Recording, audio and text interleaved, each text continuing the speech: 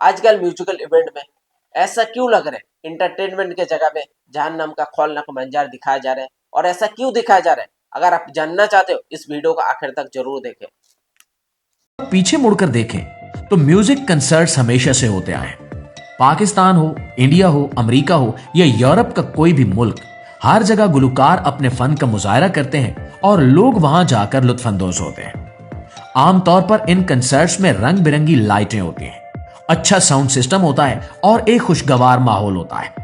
लेकिन अब जो कुछ हो रहा है वो इससे बिल्कुल उलट है। लास वेगास में होने वाले इस हालिया इवेंट को ही ले लीजिए। ये एक बहुत बड़ी इमारत है जिसे स्फेयर कहा जाता है। ये पूरी इमारत बाहर और अंदर से स्क्रीन से बनी हुई है। वहां जब म्यूजिक शुरू हुआ तो स्क्रीनों पर जो चीजें उभरना शुरू हुई वो इंतहाई खौफनाक थी। वहां दिखाया गया कि जैसे जमीन फट रही है और उसमें से आग निकल रही है, और फिर बड़े बड़े इंसानी ढांचे और खोपड़ियां दिखाई गई जो चीख रही थी। सबसे ज्यादा हैरानकुन बात यह थी कि वहां एक बहुत बड़ा सुर्ख रंग का दरवाजा दिखाया गया जो आग में जल रहा था, और ऐसा लग रहा था जैसे ये जहन्नुम का दरवाजा है जो खुल रहा है। दोस्तों, अब सवाल यह पैदा होता है कि मौसीकी का इन खौफनाक चीजों से क्या ताल्लुक है। एक इंसान जो मौसीकी सुनने आया है, उसे आप जलते हुए दरवाजे और डरावनी शक्लें क्यों दिखा रहे हैं? यहां से ही शक पैदा होता है कि दाल में कुछ काला नहीं बल्कि पूरी दाल ही काली है। बहुत से तजिया निगार और वो लोग जो दुनिया के खुफिया निजामों पर नजर रखते हैं, इनका कहना है कि यह सब कुछ अचानक नहीं हो रहा। यह एक बाकायदा मंसूबा बंदी है जिसे उर्फ आम में न्यू वर्ल्ड ऑर्डर या शैतानी एजेंडा कहा जाता है। इन लोगों का मानना है कि दुनिया को एक खास सिमत में ले जाया जा रहा है जहां खुदा का खौफ, मजहब और अखलाकियात को खत्म करके एक नया दीन नाफिज करने की कोशिश की जा रही है, और वो दीन नौजु बिल्ला शैतान की पूजा है।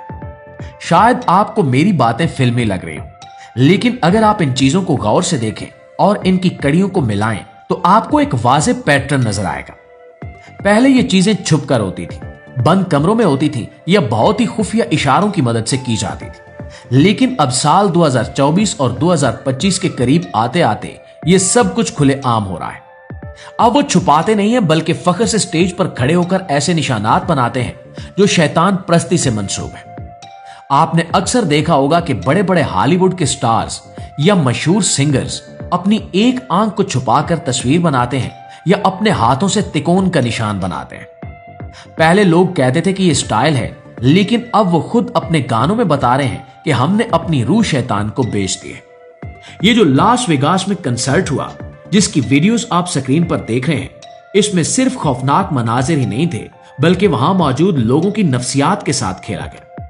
साइंस कहती है कि जब इंसान बहुत ज्यादा तेज आवाज और मखसूस किस्म की रोशनियों में होता है तो उसका दिमाग एक खास कैफियत में चला जाता है जिसे ट्रांस कहते हैं। इस हालत में इंसान का लाशऊर खुल जाता है और वो जो कुछ देखता या सुनता है उसे सच मानने लगता है। ये लोग इसी साइंस का इस्तेमाल कर रहे हैं। वो मौसीकी की धुनों के पीछे ऐसे पैगामात छुपाते हैं जो बाज़ाहिर हमें सुनाई नहीं देते, लेकिन हमारा दिमाग इन्हें कबूल कर लेता है। इन कंसर्ट्स का मकसद सिर्फ टिकट बेचना नहीं होता, बल्कि वहां आने वाले हजारों नौजवानों के दिमागों में यह बात बिठाना है कि जहन्नुम कोई बुरी जगह नहीं है और शैतान कोई बुरा किरदार नहीं है, बल्कि ये तो कूल है, ये फैशन है।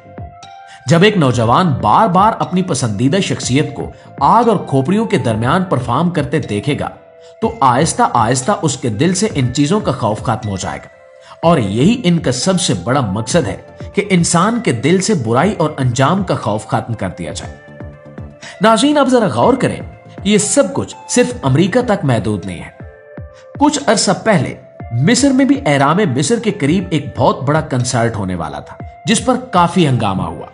वो गुलकार जिसका नाम ट्यू स्कॉट है, इसके पिछले कंसर्ट्स में भी ऐसे वाकयात पेश आ चुके हैं जहां लोग अजीबो गरीब हरकतें करने लगे और भगदड़ मच गई, जिसमें कई लोग मारे भी गए।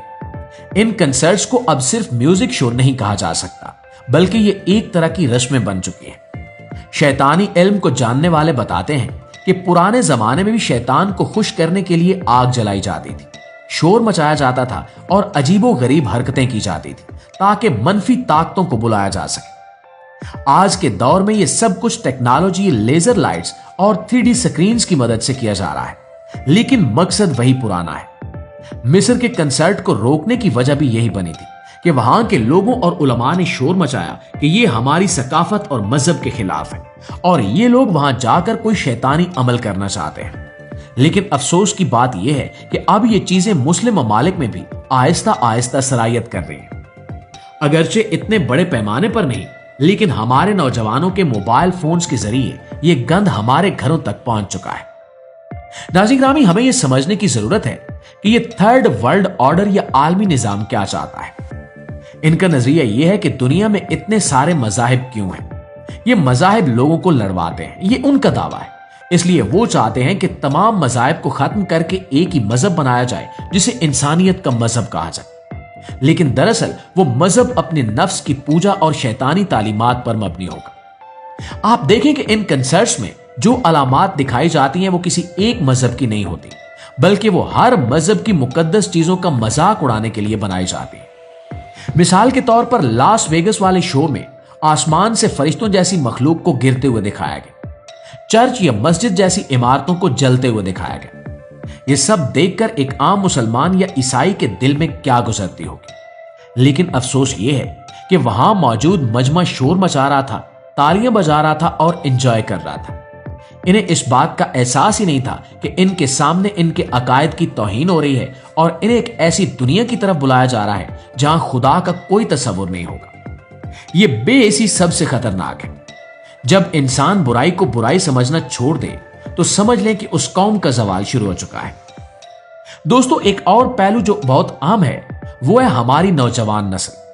ये कंसर्ट्स, ये मौसीकी और ये वीडियोस सबसे ज्यादा किसको मुतासिर करती हैं? हमारे बच्चों को। 15 से 25 साल के नौजवान इन चीजों के सबसे बड़े खरीदार हैं। जब वो देखते हैं कि इनका पसंदीदा स्टार स्टेज पर खड़ा है और उसके पीछे एक बहुत बड़ी आंख बनी हुई है या उसने ऐसे कपड़े पहने हैं जिन पर सांप और खोपड़ियां बनी हैं, तो वो उसे फैशन समझकर अपनाने लगते हैं। पहले अगर किसी ड्रामे या फिल्म में शैतान का जिक्र आता था तो एक खौफ की फिजा पैदा होती थी। अब कार्टून्स और बच्चों की फिल्मों में भी ऐसे किरदार दिखाए जा रहे हैं जो दिखने में शैतान जैसे हैं लेकिन वो हीरो हैं। इस तरह बचपन से ही ज़हन साजी की जा रही है ताकि जब ये बच्चे बड़े हों तो दजाली फितने को आसानी से कबूल कर लें। खैर दोस्तों, आखिर में बस इतना कहूंगा कि डरने या मायूस होने की कोई जरूरत नहीं है। हक हमेशा बातिल पर गालिब आता है, ये अल्लाह का वादा है। लेकिन शर्त यह है कि हम हक को पहचानें और इस पर डर जाएं।